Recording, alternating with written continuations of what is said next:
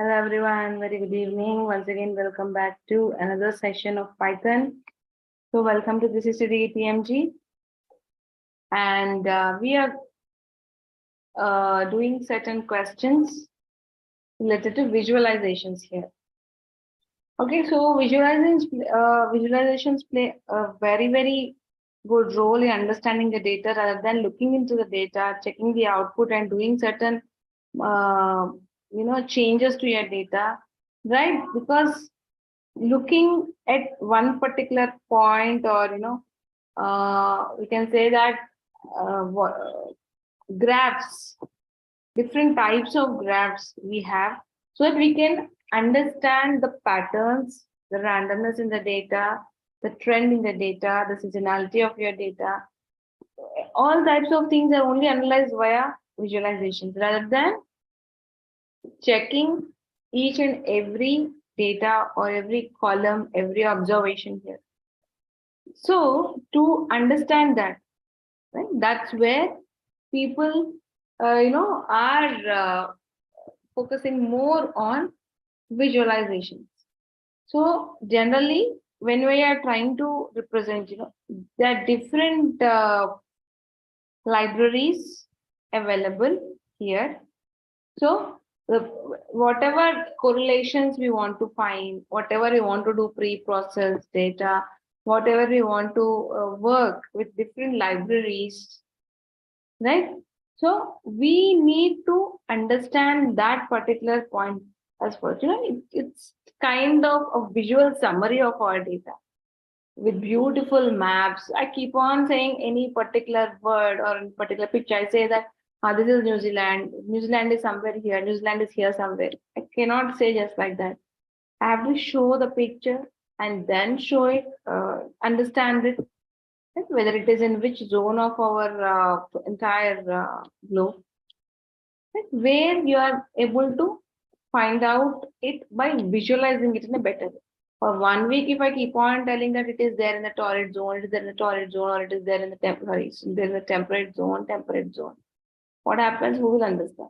But give a map and I just show them this is the total position of New Zealand in the temperate zone. Maps definitely have a very good impact on our minds, right? So data visualization are going to play a very significant role in representation of data, which is very small and large data sets.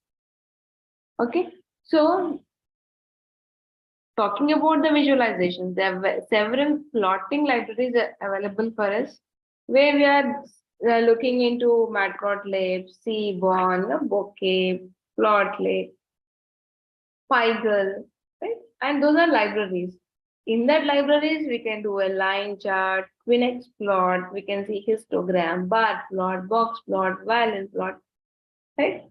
Different stylings, way of styling, different plots are helping us to put bar graphs, right? All these are certain changes, just slight changes, but the inferences are very important. They help you. That's a part of your exploratory data analysis, right? Because without that, as a data analyst, yes, it should be time-taking procedure for us to understand the data via visualizations also, because it gives you huge amount of information with respect to the data. So to begin our day here, we will use one library which is called as a bokeh, right? That is not our flower bouquet, friends. It is a bokeh library in Python. So for creating interactive visualizations here, right? And you can also open this output in a modern web browsers. It is helping you to build very beautiful graphics, right? With the live streaming data sets also, right? So we can also create a JavaScript without writing any JavaScript yourself. You can get a powered visualization, JavaScript power visualization also.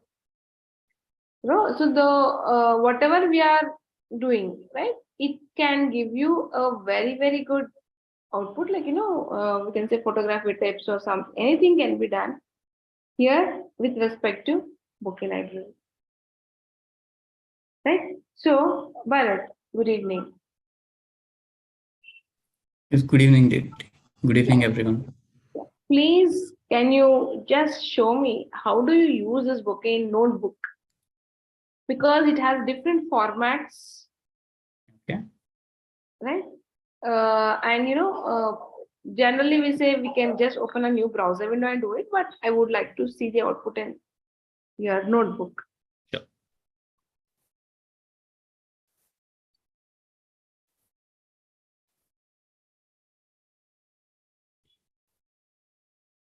Let me share my screen. Not yet. Jupiter, if I do it in Google Colab, is it okay? Yeah, that's what. Hmm. Yeah. The collab only. Collab or Hmm. Jupyter, very minimum difference is there, right? Yes.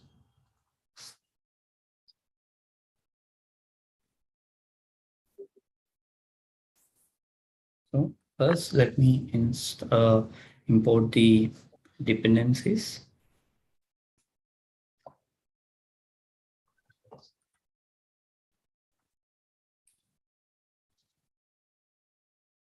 Okay.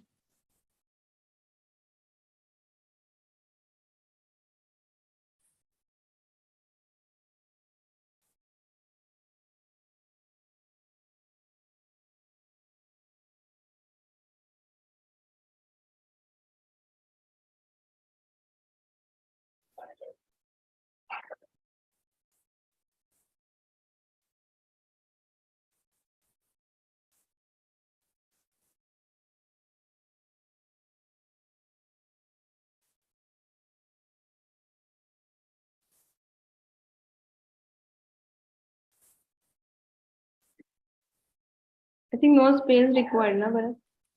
Hmm. Space.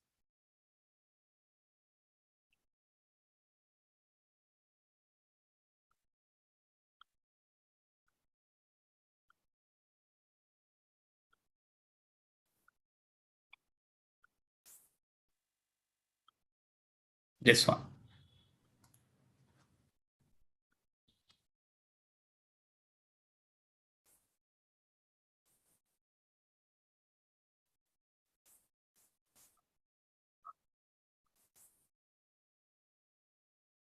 Generally, what you have written is correct, but it is generally what happens is that certain times few settings problem, right? Few libraries won't work. Now it's working.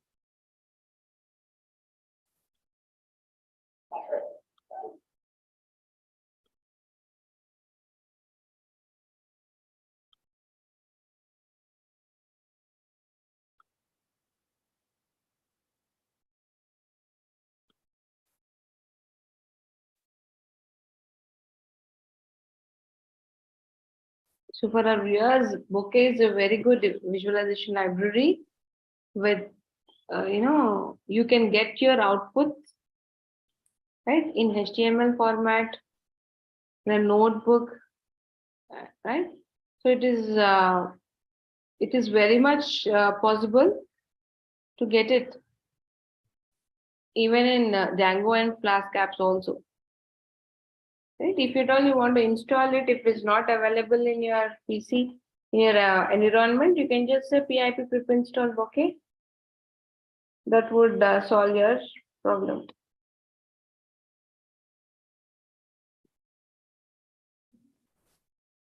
Okay. And then here is my thing. Let's see. Okay. Here. It will be a plain figure because we did not give any input there. Here.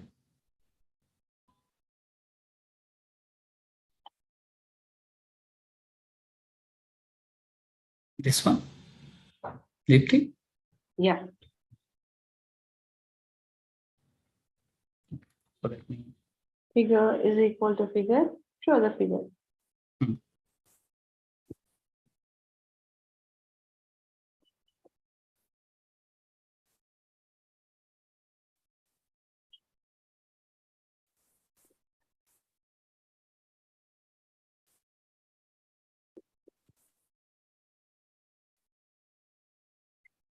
It looks a plain because no data is there. Mm.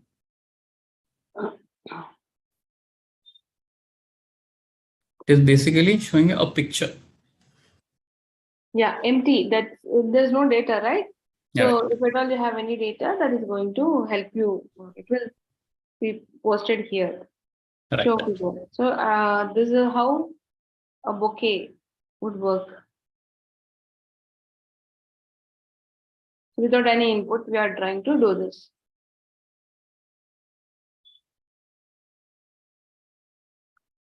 Okay. Just 1 second. So can you just give me a brief introduction about Pygel library? Spider. Pygel? Pygel. Okay. So yes, see, as we discussed in our previous session, that Pygel is a Python's module, one of the Python's module that is mainly used to build the scalar vector graphics, that is SVG graphics and charts, right? Now, these SVG is a vector-based graphics in your XML. These are in your XML format that can be edited, okay? And of course, by the editor, okay? So in addition to that, your module Pygel can create a graph and minimal line of code, okay, which is easy to understand and of course interpret and write. And these gauges are very popular, which will help you for your with your dashboards. Okay, they help you in anticipating the number of ranges at a simple glance. Okay, Okay. it can be used in the color bands, hands, and a combination, okay, of a display. So that is how you can deal with it.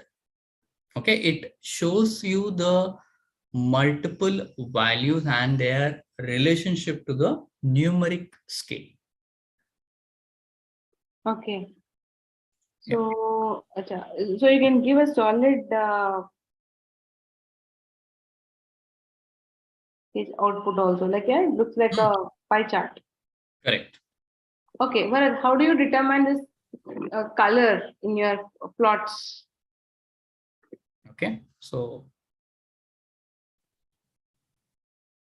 what happens is, if you're dealing with colors, it depends upon the data, if it is discrete or continuous. So for you to choose a different color scheme, for example, if my data is nominal, then I will choose the qualitative palette, okay, where there is no progression. And on the other hand, if the data is continuous, I would choose a sequential or a perceptual uniform color palette. This is the combination, color combination, what we talk about. Okay, right? So Okay. I would also like to add that to avoid using these colors, okay, that cause confusion, right? Or unintended emphasis on the parts of the data. So what I do is I usually use the existing palettes in these packages. For example, we have seen, right, red. R is for red color basically. So you say R color brewer. There is something called as R color brewer that I can use. Okay. So what happens is when I am presenting my data, when I'm visualizing, when I'm showing the data visualization, I would like to make my graphs more, decent. Okay. What we call it as CVD, that is color vision decency. Okay. Okay. Oh, great. Okay. So this is very, very, what you say? very important point because colors, color visualizations are very, very good because we love to have colored plots, right? Okay, can you explain me faceting here? What is it actually? Yes. So our viewers might have heard of this, or some of them are already familiar on this. So what faceting is, it is acting like a break, or it acts like a breaking down the data variables upon the across the multiples subplots. And it is also combining those subplots into a single figure. So what happens is, it helps you in looking out or exploring the data quickly. So that is one of the advantages that we have. So if I name it, you might recollect it. Okay. If I say Seaborn is one of the faceting kind we have. Okay. You can use facet grid. Okay. And you can also define the facet grid and pass it on to the data. Okay. And this also works with rows and columns, where it is used to split the data. Okay. And we also have something called as map function for our facet grid objects, which can define the plot type and we want to use and the in our columns, and we can look into the graphs as well. Okay, so we can use that. Okay, Bharat, I want you to do a dist plot. So I'm not aware of which package it belongs to. Okay. Yeah. I So want you it to do is a dist plot. dist. I can do a dist plot, and there is no such exclusive package or a you know library that is used. We have did this earlier. I will again show you. Yeah, for your okay, it's available both. Yes. You can use both the packages, I think, right? If I'm Yes. Yes. not wrong. So it is matplotlib as well as Seaborn. I'll be using Seaborn and matplotlib. Let me share my screen.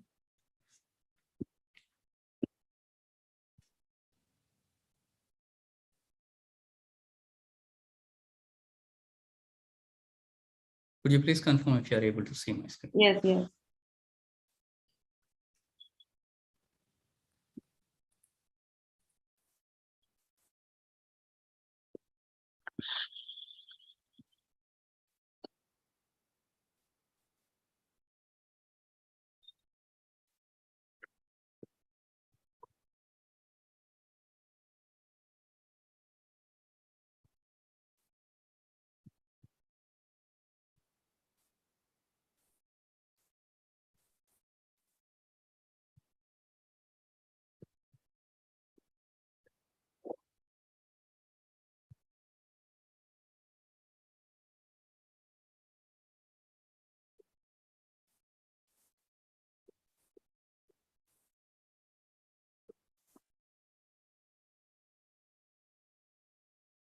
Bharat, you got habituated installing. It's a very good practice.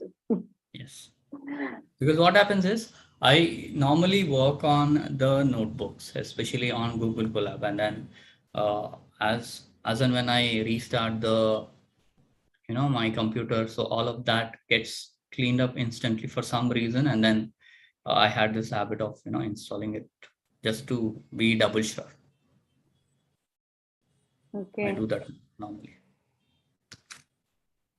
Okay.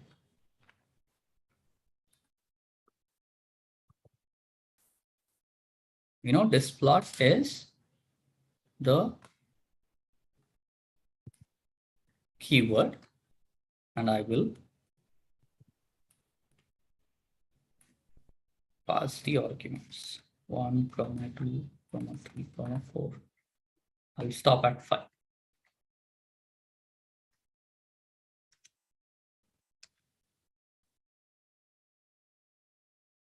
Okay. Now Okay. You can show here. Yeah.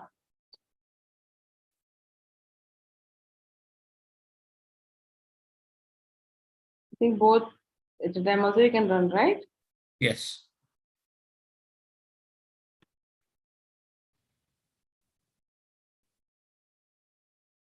Okay. So you have taken numbers. Okay, some random numbers. Okay. So can you show the graph? Little down. Yes. Yes. So it's a combi.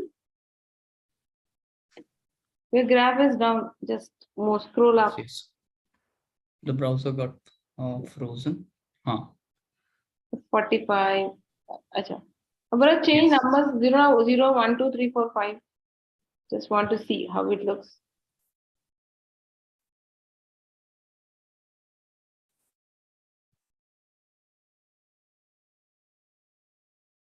0 to 5. This is quite, yeah.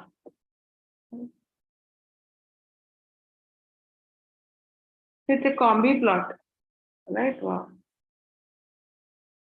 It's a combi Here it plot. is. Yes.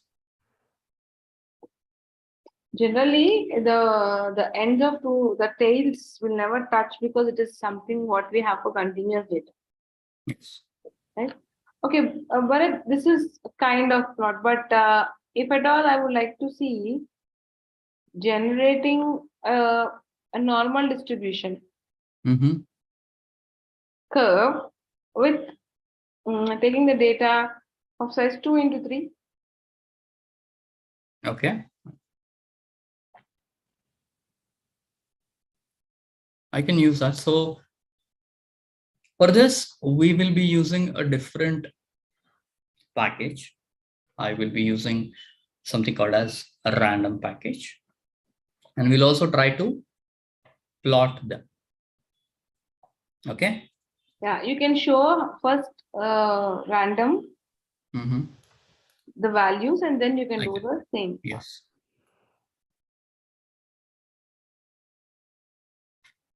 Yes, I can do that. Yeah. Let me.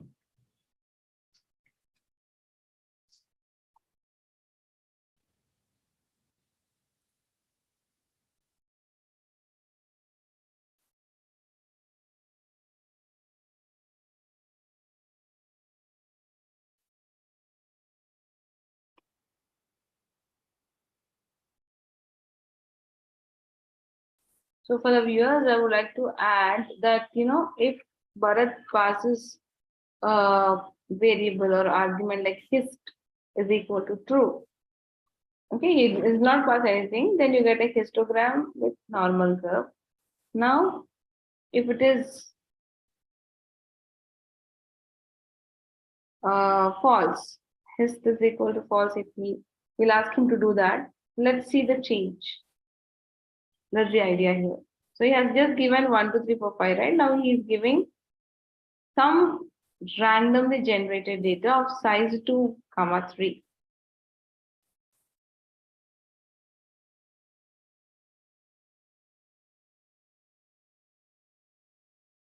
Now, and then I will say print x. I'll use a print command.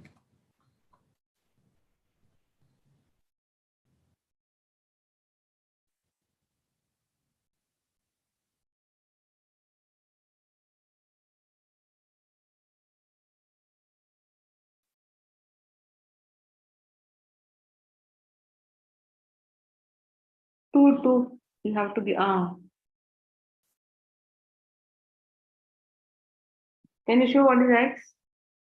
Yes. Print x.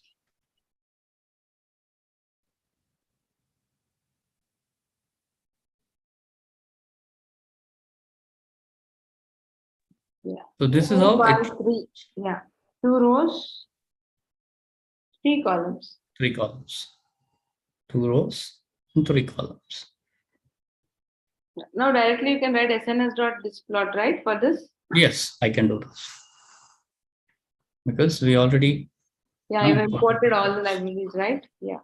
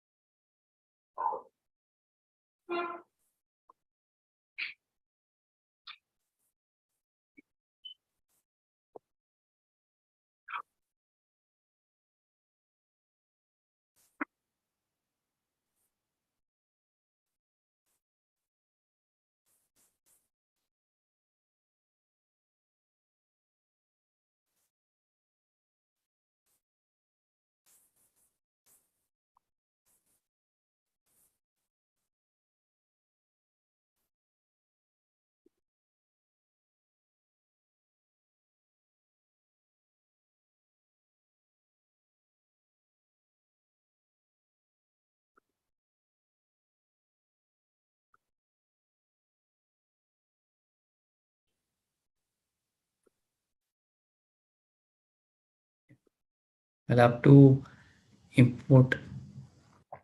Did we import the package? Yes, we did import the package.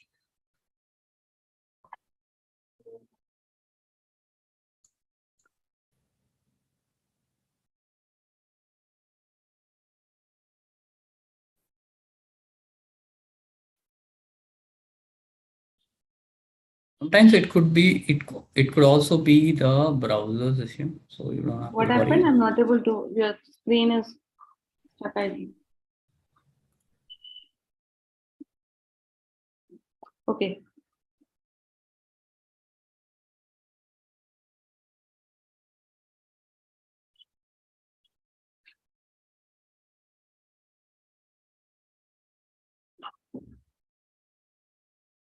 You can remove his. We can. Yeah. It is a browser's thing, browser issue. Yeah, yeah. Now I can see it's nice, beautiful, normal curve. Yes. So friends, normality check is very, very important for your analysis when you're trying to do for regression model building in machine learning algorithms. So normal is nothing but it is called as a bell shape. See, it looks like a bell shape. There's no skewness, right? You can call it as a symmetric curve because it's equidistant from the zero, the center, this side and this side. And generally, this is a plot which you can, if at all you want bars, right? You have the bars coming up. If you join all the bars, corners of the bars, it is normal or not. You can check that. Okay, and given any input, right? Now, but just scroll up, no? Your code. Yeah, you can give size 2, 3, open and close parenthesis, or Yep. 9, any size. Yeah. Remove the 1000, open the braces. Yeah, 9, 9, anything.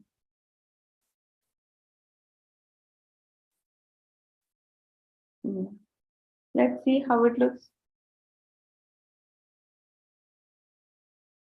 See here, this is not called as a normal curve, it's quite tilted. It's a dancing curve for us. Okay, yeah, thank you, Bharat. So that's it for today, friends. Thank you all for joining in once again, and please like, share, and subscribe to our channel. Please follow our page. Thank you everyone for 360DigiTMG on joining. Facebook. Yeah. Click on the bell icon to get the notifications. Yeah. And Happy please follow learning. our Facebook page and even LinkedIn page. Thank you all.